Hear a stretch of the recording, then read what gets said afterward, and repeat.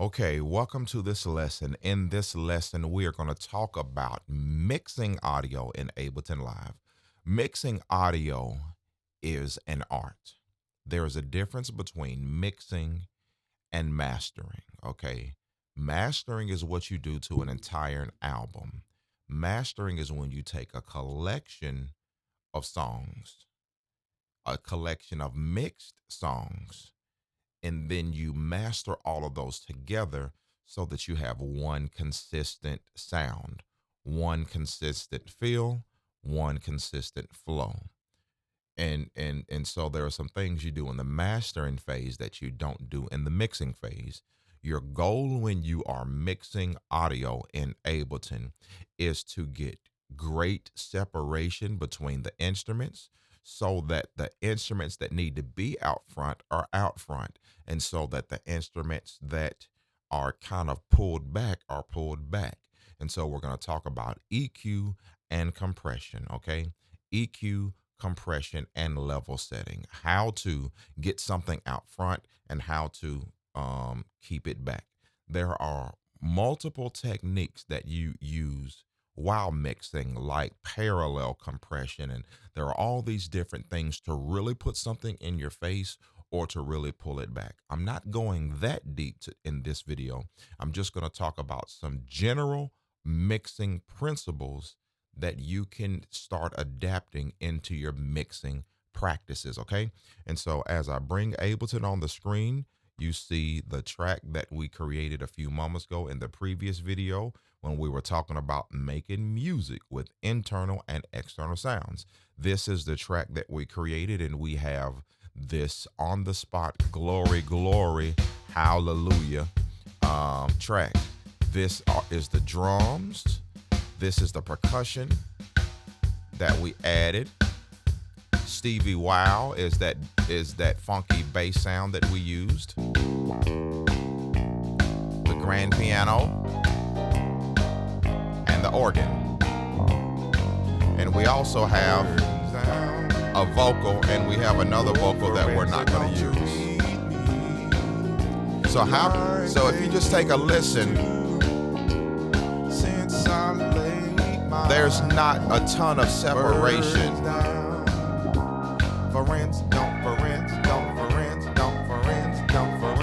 And so when you're mixing, you want to ask yourself, what needs to be out front?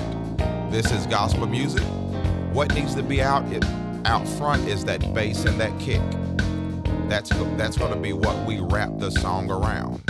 And so what we're going to do is we're going to take the kick, and we're going to put an EQ and a compressor on this kick, okay? And so what I'm going to do is I'm going to open up the browser over here to the left, this triangle. We're going to click on that triangle, and we're going to go to audio effects, and we're going to, on the drums, we're going to put a glue compressor, and we're going to put an EQ8. We're going to put those two things, and you want your compressor on first, and then you want your EQ on 8 secondly.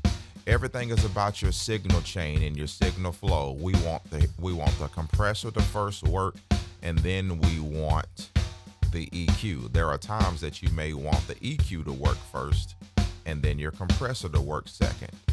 You can choose what you need, but as I am listening and looking, immediately I'm noticing something. Immediately when I look at my EQ8, I'm looking at the frequency. The kick needs to really be jumping and really be pumping around the 50 hertz range. So what I'm going to do is I'm going to understand that most sound systems can't hear too well below 50 hertz. A cell phone isn't going to be able to replicate those. You have to be in a car with a really good system to be able to hear 50 hertz and below. And so when I'm mixing my drums, I'm going to listen to the kick, and I see the snare is jumping right here at about 200 hertz. You see the snare jumping about right here. That's where the snare is jumping. And the kick is all this stuff right here. So what I'm gonna do is this. I'm gonna move the 2 and I'm gonna put the 3 here for my snare. And I know the 3 is gonna be my snare frequency. And this 2 is going to be my kick frequency. And I'm gonna scroll to the left to around 50 hertz. Around 50 hertz is where I want my EQ on my kick jumping. So I'm gonna bring up 50 hertz somewhere between 1 and 6 dB, just depending. I'm going to just bring it up. If you look here, if you look down here to the EQ8, you can see that the second EQ frequency is right here. I can move this or just double click right there and type in 50. And now I got my kick at 50 hertz. If I look down here at the shape of my EQ, you got a high pass roll off, you got a low shelf, you got this circle, which is a Q. What this circle will do is if I take my Q, I can make it a narrow band at 50, or I can make it really wide. I can sound shape, I'm gonna make it kind of narrow because I just really want everything around 50 hertz boosted. So I'm gonna make my 50 hertz band narrow, and then I'm gonna bring it up, let's just say almost 6 dB, about 5 dB. And so I'm just gonna take a listen. And then I can also play with my Q, make it wider. And just get the shape of that low, of that frequency range to get it to sound how you want, okay? And so now I can undo the EQ and bring it back. And we can really hear and we can really feel that kick jumping. I'm gonna take my 1 and I'm gonna go here and I'm gonna give it a high pass. A high pass is what it sounds like. It's where the left side of this line right here is going down. It means I am cutting low frequencies and allowing the high frequencies to pass through. And so everything around, let's just say, I'm just gonna put it around, I'm gonna bring it down here to 20, and I'm gonna roll everything off slowly because that's just wasted frequency. No one's ever gonna hear those anyway, and I'm just gonna roll those off of the kick. Now, if I'm doing something for like a sound system or something, I might just keep that in there and then just lessen it just a little bit.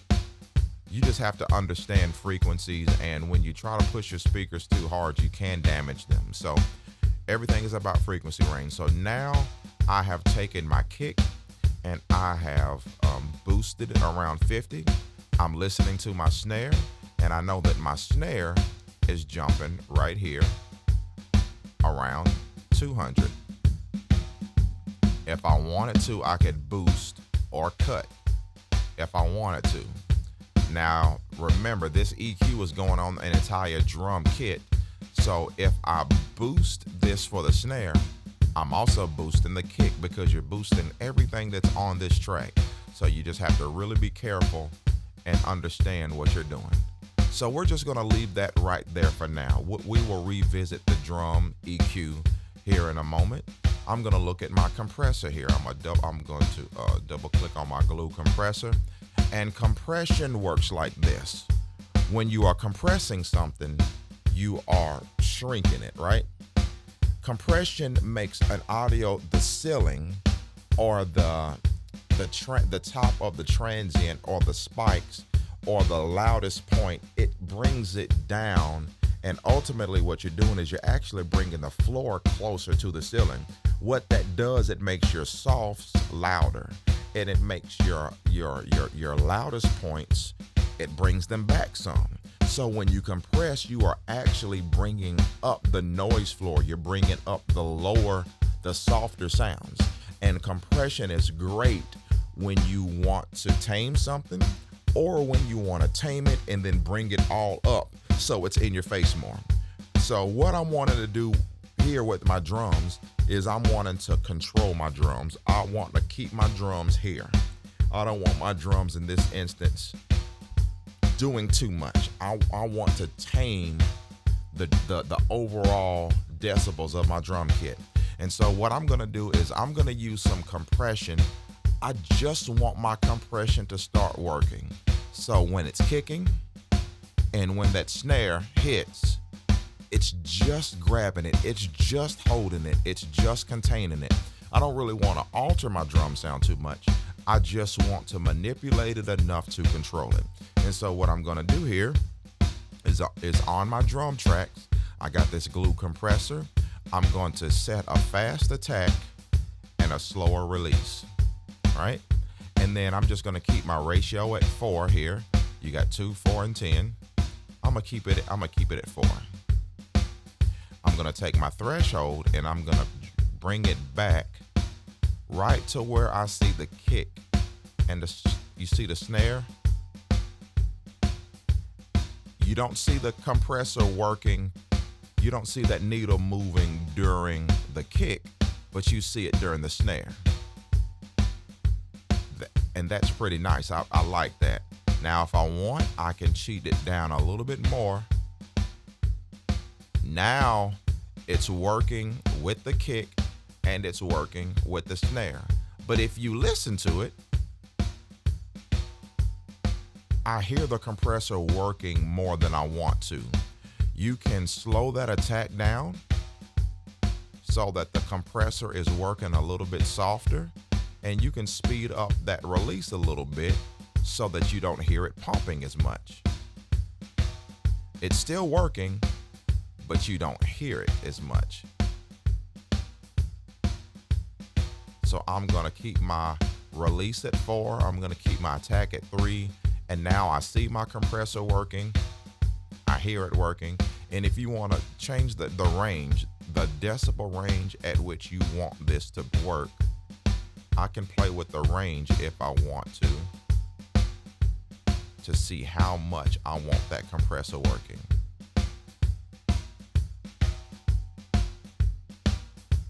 Now I really hear the compressor taming, but it's natural. And what I'm gonna do, I'm gonna go ahead and roll off everything under about 30 hertz. Now a lot of those sub-octave, those sub-harmonies that we're never gonna hear anyway, they're out of the way, cleaning up my mix. And now I know this is something that I do a lot. I'm gonna take this third frequency, I'm gonna move it down here around 90 hertz. And I'm gonna take this, it's at about 97. I'm gonna take my Q and I'm gonna make it real skinny. And I'm just gonna give myself about a 1 to 6 decibel cut. And I'm gonna show you why. So what I'm gonna do is I'm gonna change my Q. You still hear the kick. You still hear the kick, but what I'm doing is I'm notching out room for my bass, because my bass is going to be around the 90 to 120 range. And so I'm down here about 99 hertz, and I've just barely dipped the frequency there.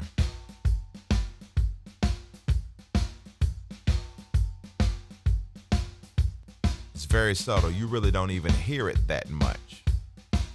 I'm not touching the snare because the snare is over here. And I am just dipping that part of the frequency so that my bass can have a range to really come through. So I've cut it about 99. So now what I'm gonna do is I'm going to come over here to my bass, which is the Stevie Wow. I'll put that beside the drums. And now if I listen, so now what I'm gonna do is on Stevie Wow, I'm gonna do the same thing. I'm gonna take me a glue compressor and I'm gonna take me a EQ8.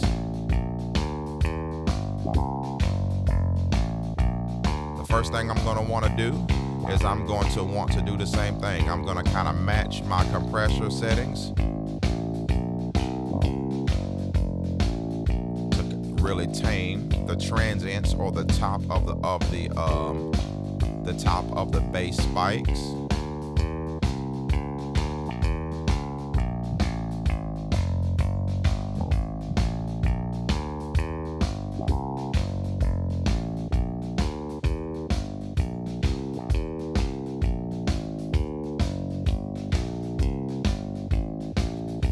Now, remember that my kick is down here at 50 hertz.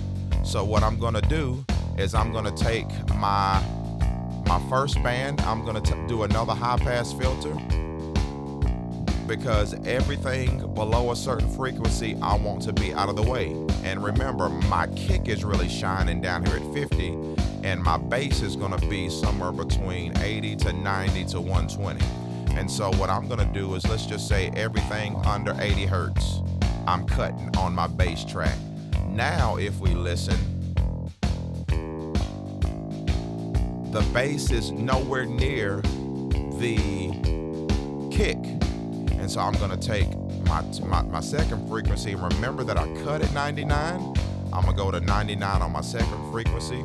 I'm gonna make me a tight Q. I'm gonna boost it a little bit, and I'm gonna boost 90 on this bass 4 to 6 dB. And let's listen.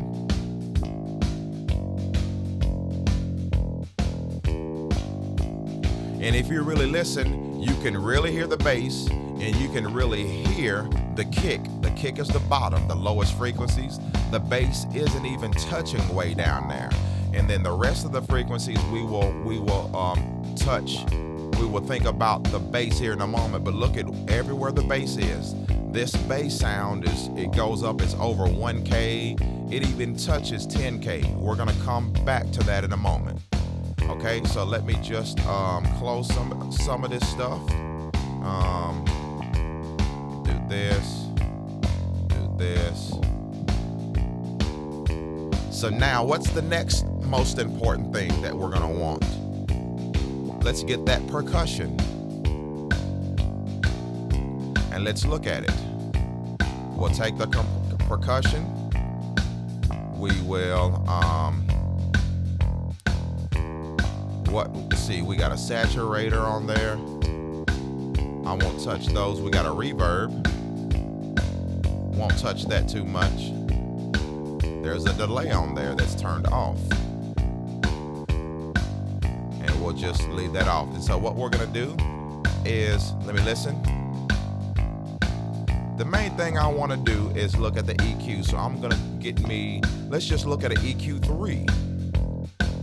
I double clicked and put an EQ3 on there, and now the EQ3 is a simple EQ. You basically can think about low, mid, high. What do I wanna do? I don't want it down here at the low stuff. Let me do it differently. I don't wanna explain EQ3. Let me grab EQ8, just to keep with the original idea. So if we look at EQ8, it's clearly showing us this block is above 1K, and there's some stuff down here in the lower range, but we're not using it at all. So what I'm gonna do is just move all this stuff to the right. I'm gonna take my first band, I'm gonna take a high pass, and I'm just gonna roll everything off. Now, this wood block will never get in the subs. This wood block will never compete with the bass, nor the kick that's in the drum kit, all right? And what we have is this frequency right here at about, let me make it big. We got this frequency right here at about 1.5 kilohertz. So that's what's shining. Let's remember that.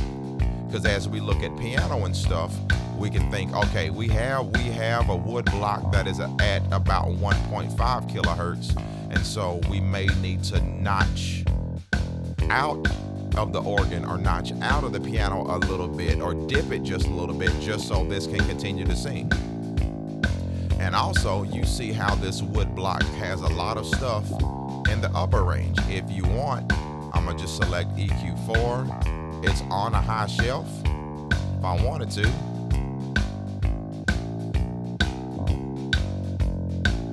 I could really bring more of that wood block into the upper frequencies if I wanted to.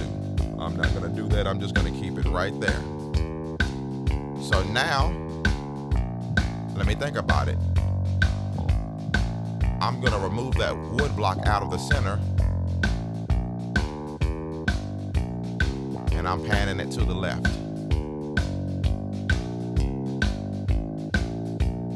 Now, let's look at our organ. Since the organ's gonna be in the background, I'll go ahead and start working on some background things.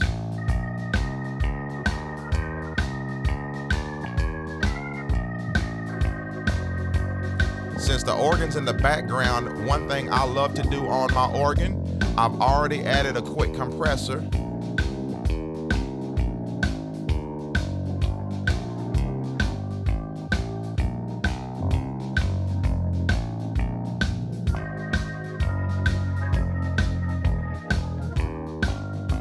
Next, I'm going to add an EQ 8,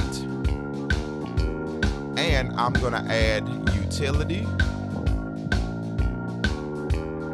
Double click on utility.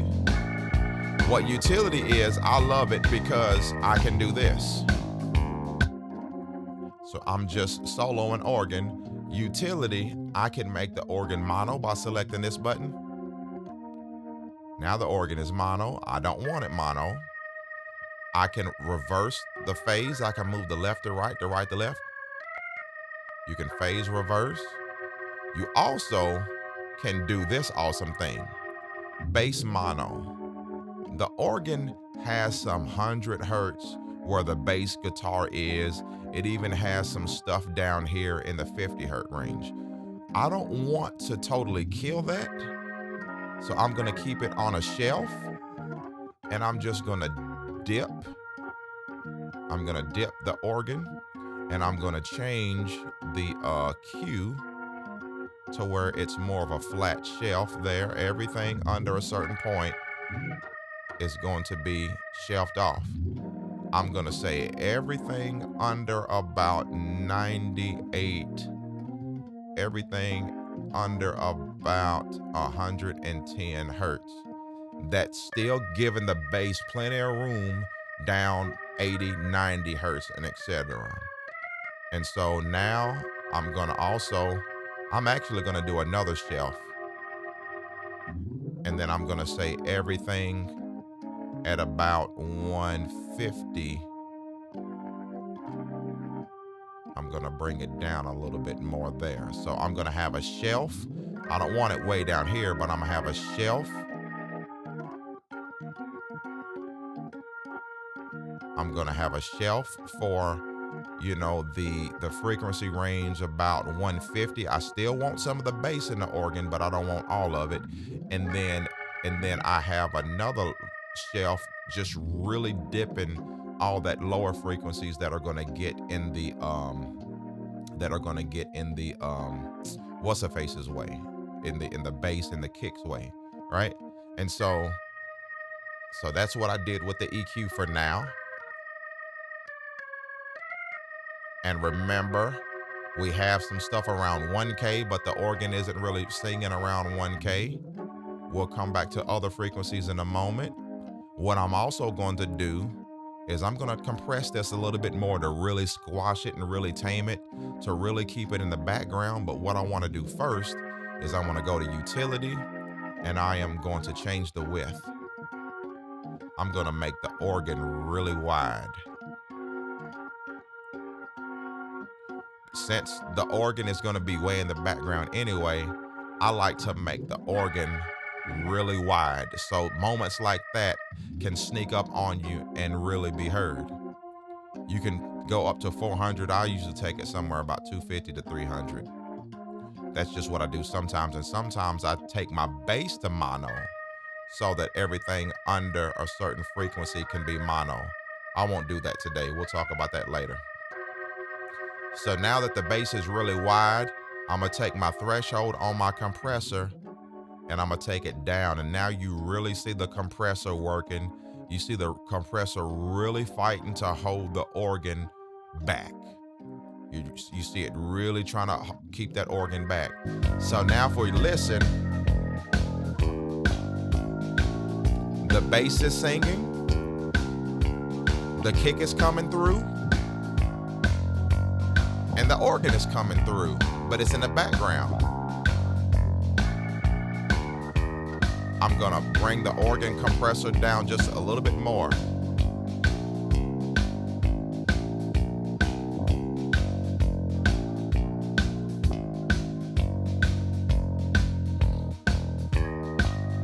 So when I hit that note, it really sings. Important stuff comes through. Notice how it's starting to be pretty balanced. And I got the organ panned a little bit to the right for a little separation.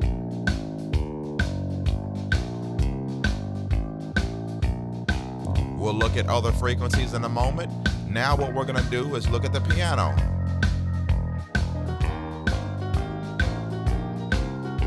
Notice when I bring the piano in, you start to lose some things.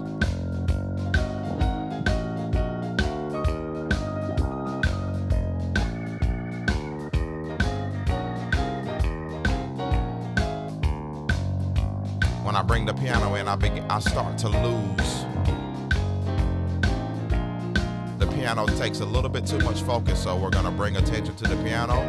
And this time, I'm not gonna do a glue compressor, I'm just going to do a regular compressor. Do a regular compressor, and I'll go ahead and explain EQ3. Before I do EQ3, let's look at EQ8 to look at what frequencies. So look at the piano. So don't you read? Whoops. Piano right here. Look at the piano. The piano got stuff down here at 20, 50. The piano got frequencies all the way down. Let me make it bigger. The piano got plenty frequencies way down here. It's in the kicks way. The piano was really muddying it up. And you don't want any of this stuff down here. I'm gonna take everything under like 120.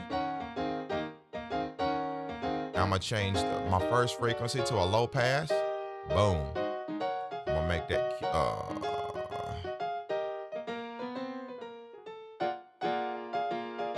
So now the piano is way out of the bass player's way out of the kicks way. I'm moving it to 140.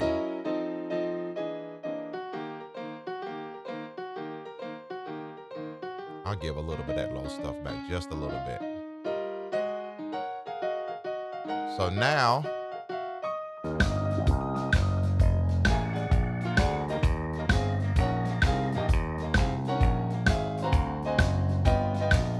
I'm gonna take the EQ off.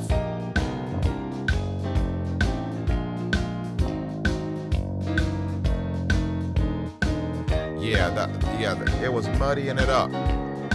So now, I'm not gonna touch it too much. There are some frequencies on the piano that I'm gonna keep this here. I'm gonna take this 4. I am gonna take it to 5K. 5K is the it's the syllabants in your vocals. It's the thing that gives you the S's and the s, and the thing that gives your voice intelligibility. And so many times on the organ and the piano, I will give myself just a little bit of scoop. I will dip out just a little bit.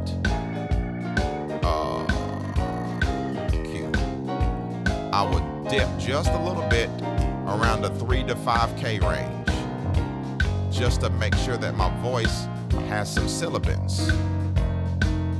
I just gave about a 3 dB dip there. On the organ, I'm gonna do the same thing. If I look right here, look, the organ has a lot of stuff down here at 2K. All of that could be affecting my syllabants. So I'm gonna take that 2K around there. I'm going to give myself a little cut there. take it down, and then I'm gonna make my Q, because I don't want it flat, I just want a little dip. And that's gonna help my voice.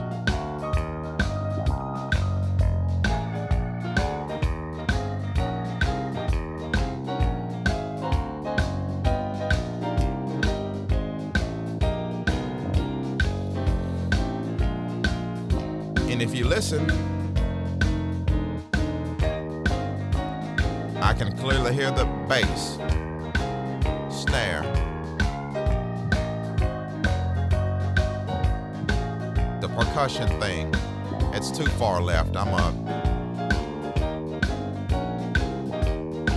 put it about right there and break it down just a little bit.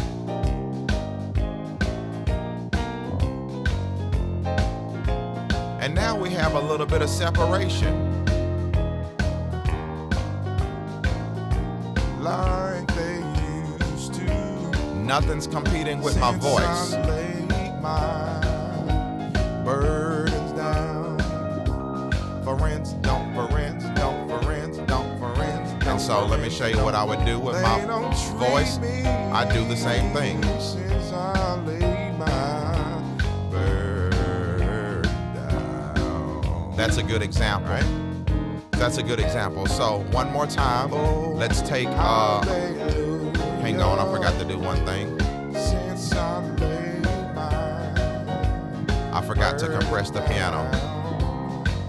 All I'm gonna do, I'm gonna take a fast attack, slower release, start there, and I am just going to bring my threshold down just to where I see the gain reduction start to touch. I don't want to hinder or squash the piano. I just want to tame the transients. I just want it to be able to come through.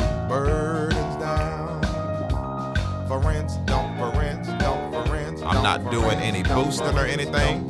They don't treat me since I laid my. So now I'm going to take my vocal here, and I am going to do a regular compressor, and I'm going to do an EQ8. I love the EQ8 because it shows me my vocal range. Now this is a great example. This is a great example because I'm a baritone. I wish I had a higher range, but I'm a baritone. I don't have the deepest of voice, but I got a lot of 90, a lot of 80, a lot of 70, and a lot of 200. I have a lot of the rumble frequencies in my voice naturally. And when I was doing that, since I laid my burdens down, when I was doing that, you could hear the lower range in my voice. How do you EQ a voice to the point to where you're not killing the frequencies, but you're taming them so the bass can continue to shine, so the kick can continue to shine? You do that not necessarily with regular compression, but you do it with multi-band compression.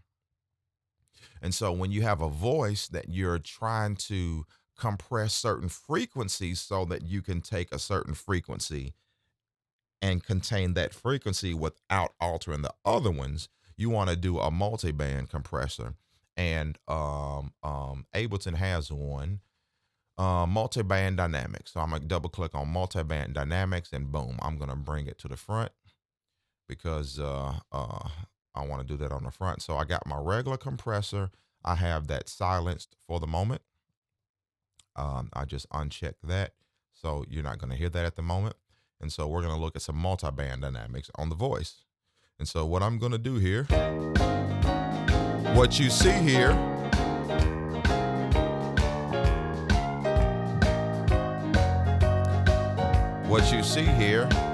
is the high frequency, the mid frequency, and the low frequency. And if I unmute my voice and solo it, that's everything that was coming in my mic. That was my speaker, so you got some background noise there. And you can see, look at that, you can see that kick coming in. Look at all that kick on that low frequency. burdens down. So what I'm gonna want to do is EQ some of that lower kick and thump out, so that my voice can be cleaner. So watch this. I'm gonna move my EQ before the multi-band compression, and I'm gonna look at all this stuff down here. Right? So what I'm gonna do is take some of that, everything under about 70 hertz. So I'm gonna take number 1, high pass, drag it to about 70. Glory, glory. There we go. Hallelujah. Since I laid Everything at about 95. Listen. burdens down. Watch when I undo number 1. Really listen to the voice and really listen to the music in the background. Watch. Like they used to. About to undo it. Since I laid my burdens If you got headphones on, you can really hear the bass. And then watch when I low high pass it. They don't treat me since I laid my I still got bass. burden down. I'm gonna cheat a little bit more. I just took even more of the room out. Hallelujah. And now my voice is cleaner. And once you do this, that really helps your whole mix sound cleaner, because you're getting stuff out the bass's way. You're getting stuff out of the kick's way. And you want to learn to do that without altering the voice so much that he doesn't sound like his regular voice anymore, right? So let me bring everything back in. Don't you read me like they used to. So now I got that. Watch this. I'm gonna bring the compressor in front of my EQ, because what I'm doing is I'm gonna have the EQ. I'm gonna have the EQ that's taking the extra noise out. Then I'm gonna compress it to get a tighter vocal, and then I'm gonna listen to it to see if there's any multi-band dynamics that I need to compress, if I need to tame anything in the vocals. Oh, hallelujah. Since I laid my burdens down. Glory, glory. Oops. Sorry, I didn't put it on the screen. Since I laid my burdens down. Oh, Forenza, don't you read me. You can see the compressor working. Like they used to. Since I laid my burdens down. Listen how well my voice is cutting through, and I haven't even boosted it any. Compressing is good compression will really do that for vocals. So now I'm not looking at the regular compressor anymore. I'm not looking at the EQ8 anymore. I'm gonna look at this multi-band.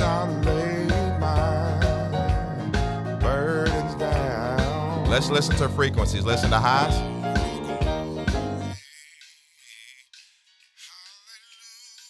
Those are the high frequencies. Since I laid my Listen to those mids. That's kind of muddy. We'll look at that, and then let's look at the lows. My voice is down there in the subwoofer. Really don't want that.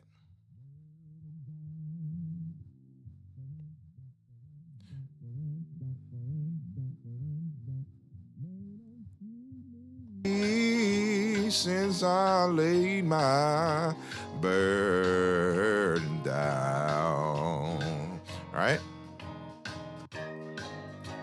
Oh, hallelujah. Since I laid I'm gonna take the 5K of the highs. Burdens down. Just gonna boost it a little bit. Glory, glory. Hallelujah. Since I laid my burdens down. Oh, friends, don't you read me like they used to. Since I laid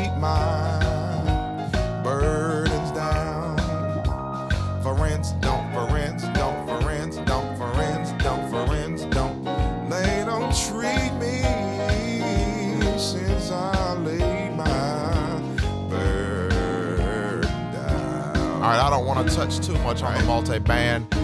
This isn't the best example, but because I don't really need to touch that too much.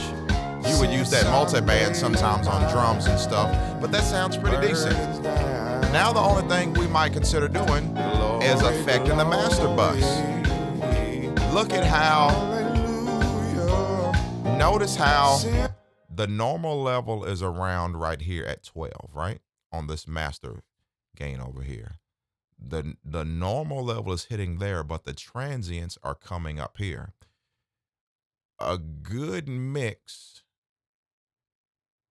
is pretty close to that. You don't want to do too much that will hinder the mastering phase. But what I'm gonna do is I'm gonna put just a little bit of gentle compression on the master bus so that those transients are all the way up at the top towards 0, but I don't clip like that. See, the song's clipping sometimes.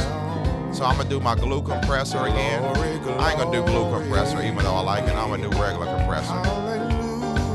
Drag that over to the master bus. And then what I'm gonna do is I'm really wanting to limit. So I'm gonna take it up to about a ratio of 5-to-1. And I'm gonna keep my attack at about, let's start about 3 milliseconds. And we want a fast release right now because I'm just kind of limiting. So what I'm gonna do, I'm gonna come down just to where I see the compressor working.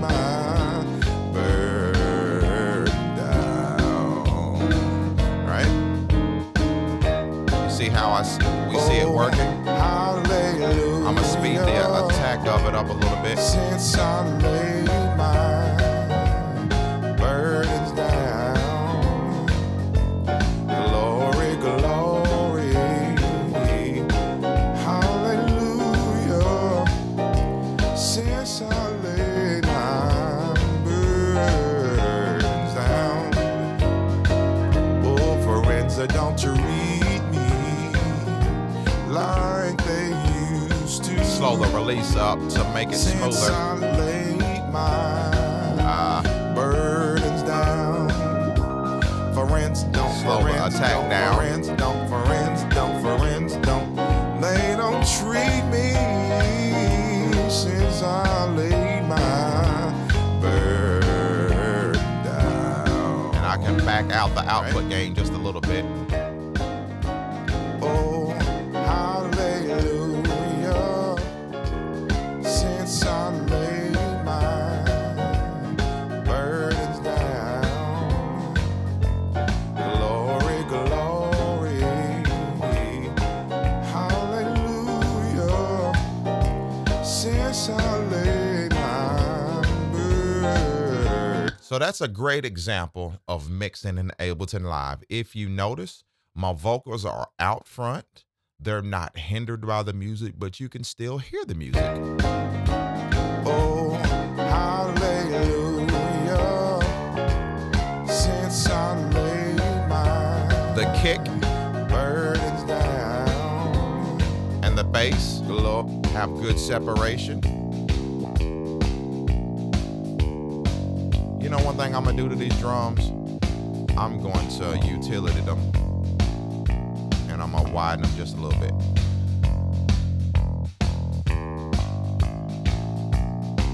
That is giving the bass and the drums even more separation. Since I laid my burdens down. Friends, don't.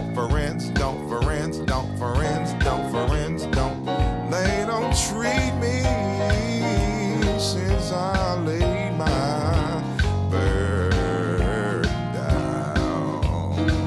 Right? And I'm just gonna try to one more time. I gentle compressed on the master bus, but I'm gonna put a limiter there too,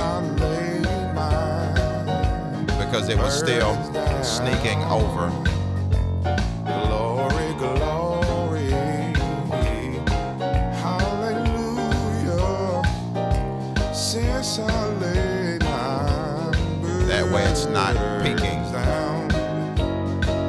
Oh, friends that don't treat me like they used to. And notice my master level, Since I how the laid softest my stuff is still way over 12 dB, burdens down. and my transients are being Friends, contained don't friends, up don't at friends, 0. don't And friends, so don't friends, everything is They well don't balanced. treat me Everything sounds since good. I laid my burden down. Right?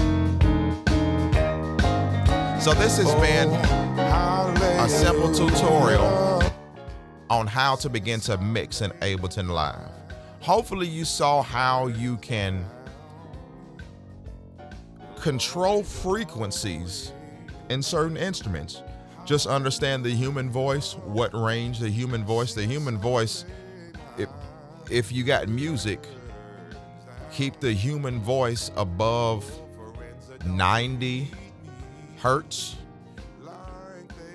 Maybe boost some of the 90 hertz, definitely boost somewhere between 4 and 6K for the syllables of the voice, and then make other adjustments as you need. But just remember, when you got drums, when you got other things, you may be boosting some frequencies on the same instrument. Therefore, you need to use compression in those frequencies for drums, for organ, etc., so that the voice comes through, right? If you're doing the drums, make sure that the 50 hertz, if you're not, especially if you're not mixing each drum individually. I didn't do that today. I just took the drum whole track as a whole, and I just mixed it as a whole. And I took EQ on it, and I took the 50 hertz, and I really boosted the 50 so that you can get the foot, dum, dum, dum, so you can really get that. And then you just really want to listen, because we could probably listen and do more, because we didn't really do anything above 10K. We could take our drums, put another frequency, put a 5, They don't treat me put a shelf, since I laid my burden down. right? We could boost everything above 6K, 4 or 5 dB, to really let that hi-hat shine through now, because nothing was up there. What I'll do, I'll only boost that hi-hat 2. I'll take my piano,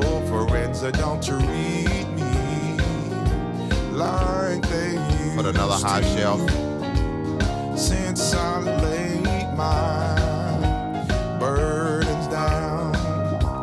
and just boost the piano up there a little bit too. I'll keep the piano there. I won't boost the piano there. Maybe I'll take the organ, right? High shelf. Oh, hallelujah.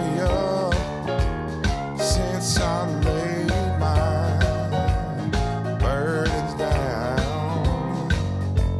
Glory, glory. Hallelujah. Since I laid my burdens down. Oh, friends that don't treat me like they used to. Since I laid my burdens down.